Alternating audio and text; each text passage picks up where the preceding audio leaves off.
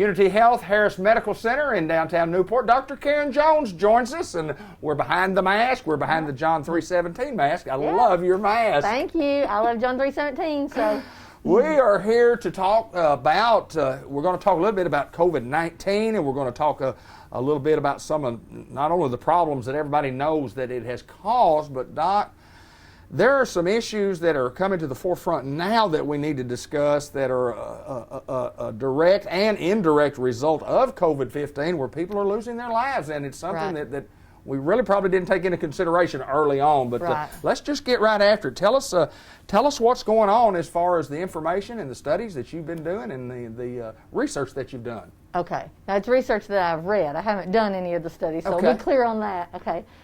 Anyway, when COVID-19 first happened, or we first became aware of it, there was this big push to keep everybody out of the hospitals, everybody out of the doctor's offices. A lot of doctor's offices that weren't necessary or immediately necessary were not open even for business, and so that kind of communicated to people, stay out of the hospital if you possibly can. I mean, the sick people are at the hospital, the sick people are at the doctor's office, and so that kind of set in this mode that led to, I think, people saying, I better not go to the hospital, I might get sick and die.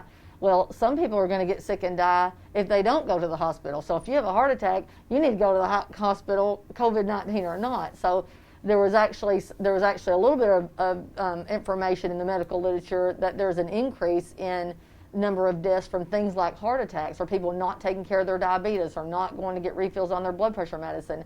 And the medical community feels like we're making accommodations for that, but I'm not sure that the public is all the way aware of that. So that's one thing I want to do in this little promotion, or whatever you call it, is if you have chronic medical conditions, you're less likely to die from COVID-19 if you take care of those. So go take care of your diabetes. Get out and get exercise.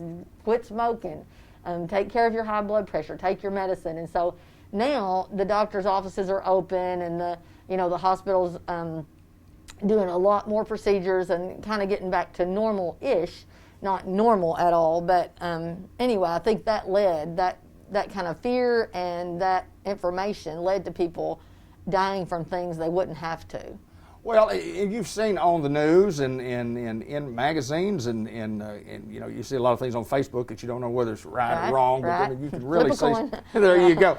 But people have a fear of going. They just say, I'm not going into the hospital. I just don't want to go. Right. And then there are other conditions also that people are suffering from because of the pandemic. That's not COVID. That you don't have COVID and you're suffering from a lot of. Right. There's lots of different health problems that go on, caused by isolation. I mean, it's amazing how much stuff is out there that affects our health because we stay inside all the time. Talk a little bit about that. Yeah, that's both our physical health and our mental, emotional health. And so that's been a big issue, that mental health now does not have the stigma associated with it. I think that it doesn't. In the world I circulate in, mental health issues do not have the stigma that they did in the past. But still, I think with some people it still does. And so this has really people's mental health has really taken a hit, people that already struggled with mental health issues, and then people who didn't. I mean, just this isolation, this fear, this so much change, it's just very stressful, and then that leads to higher blood pressure and worse diabetes and more heart attacks and more strokes and the like. So it's really, this pandemic has caused, and it's not somebody's fault. So I say it's causing it. I don't mean to be passing judgment, but one of the consequences of having this pandemic is a decline in people's physical health and a decline in people's mental health.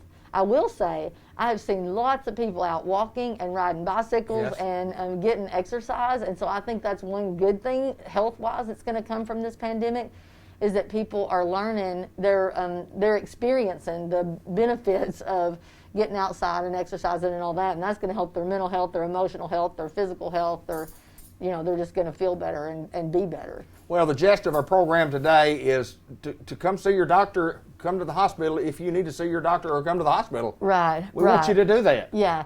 And let me just say that we have, at the hospital and in the clinics, we are taking a lot of precautions to make sure that you're safe when you come here.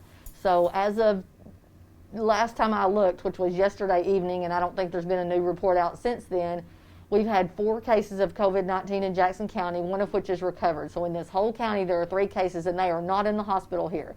And so you kind of have to act like, on the one hand, you kind of have to act like everybody has it, and so not to put us in fear of each other, because our country's all, that's what some of this stuff going on otherwise in the country is about, is being afraid of each other. We don't need to treat people like they're contaminated, but we need to be smart about it and be appropriate. So, wear your mask. If you come to the clinic, to a doctor's office, or if you come to the hospital, you have to wear a mask. Your temperature's checked at the door. This is even if you go for a yearly checkup at the gynecologist, or if you go to the family medicine doctor with the whatever you go there for, sore throat, whatever it is.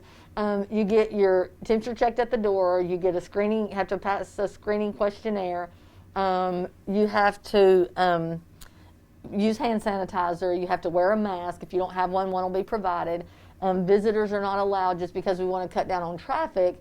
But speaking of that, we try to do other things. And so, like, a lot of times men, and I love men, I'm not a man hater, okay, but men are notorious for not knowing why they're at the doctor once they get there. So they need their wives or their daughter or their son or somebody to go with them to the doctor to both give information and receive information.